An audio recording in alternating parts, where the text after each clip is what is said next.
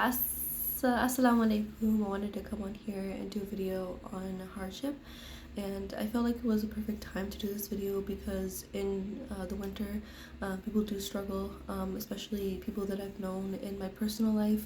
November had been hard, and also December, so I really wanted to make a video talking about hardship and how I have changed my mindset when it comes to trials and tribulations. Alhamdulillah. In this video, I wanted to cover ways in which we might respond to hardship and better ways to cope and to react from an Islamic perspective. So, number one of the ways in which we react and is very, very common in my particular circumstances is a victim mindset. So all of a sudden, when I'm afflicted with something, I want to be taken care of. I want attention directed to me. And this is very blunt with you guys because I do feel like a lot of us are secretly playing a victim mentality, and it is very, very harmful. And you have to view Allah in a proper way, viewing Allah in the right way. If you are automatically reacting to help me, I'm a victim, like, it really is not what a believer does.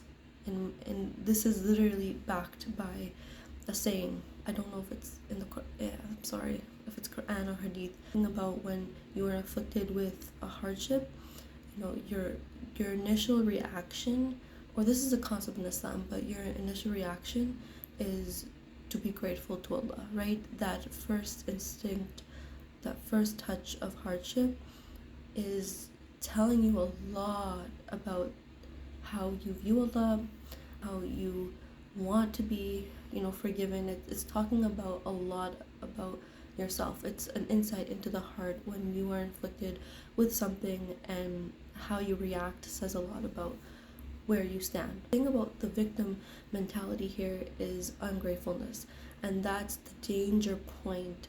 The danger zone of playing a victim is that you're mostly 99% ungrateful. And that is a harsh reality that I needed to hear, and that is 100% what is the main root here, is you are ungrateful. And that is something that I fear, and we should all fear as Muslims, to be in that particular state. So that's number one.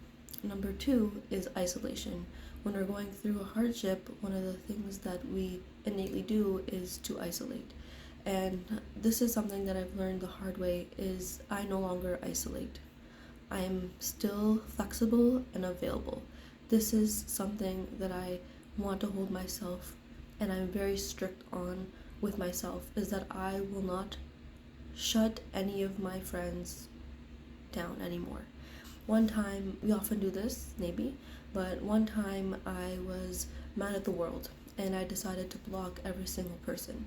And the time that I blocked every single person, one of my friends was in the hospital. I put myself first, and look what happened.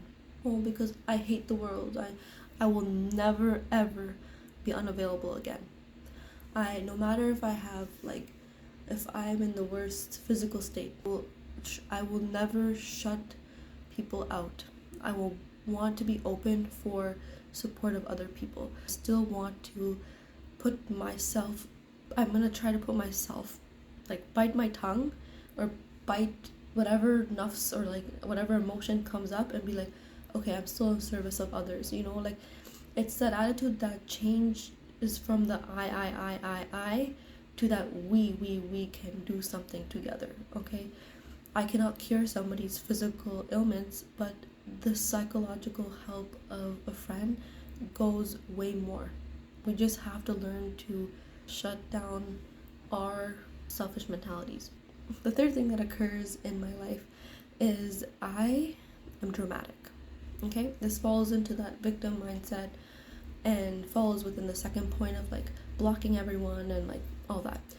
I really wanted to tackle the blocking part of being just fed up with the world. I really wanted to address this because we are way too dramatic with our hardship. We are too dramatic, okay? It is disgusting how we can be, okay? As a society, we blow it out of the water. We are Like, we guys, like, wow, it being dramatic is just, I think I can really summarize it as that. Put it aside, okay? It is not your whole identity. It is just, it's so in the background. We never view hardship as it's in the background, okay? We view it as like the centerpiece. We view it as like, I'm finding it every day. Calm down. I've seen people who have gone through something that literally, finances is one of them. Finances is something you see every single day, okay? Like, the flexibility, the lack of flexibility you have with financial trouble is, or financial hardship, or whatever you call it, you literally, it's in your transactions, it's in where you, it's where you, how you get to work, or it's like, it's in every aspect, okay? Like, when you step out of the house, you're spending money, okay? Like, it's everywhere. So even I've seen, like, people can still compartmentalize, or even if, like, astaghfirullah, like, even more seriously, people in Gaza, like, they are with their, like, they don't have limbs anymore, subhanallah, but still they do not make it the centerpiece of their story. They don't make it their identity, subhanallah. And how it's portrayed online, we do have a lot of lectures about hardship, but when we practically live it, it's completely different. When we're not in hardship, we're like, when I deal with a hardship, I'm gonna be this level and that, like, I'm gonna get through it. And then when we're in it, it kind of blocks us literally from getting from point A to point B. It weighs us more down than it should, honestly. And in all honesty, it should elevate us towards getting closer to Allah, but it really puts us in a place where we become paralyzed in a way. So, going to the two final points or quotes, I'll leave the best for last. But anyways, hardship can either make you bitter or better, and I think that summarizes what I just stated today. Is I want to be able to stand in front of Allah on the day of judgment and be able to say that hardship did make me better. Like it was pulling me towards you, Allah, and I want to be able to act different in this life, because I definitely need to. It's a serious thing that we cannot live in being a victim.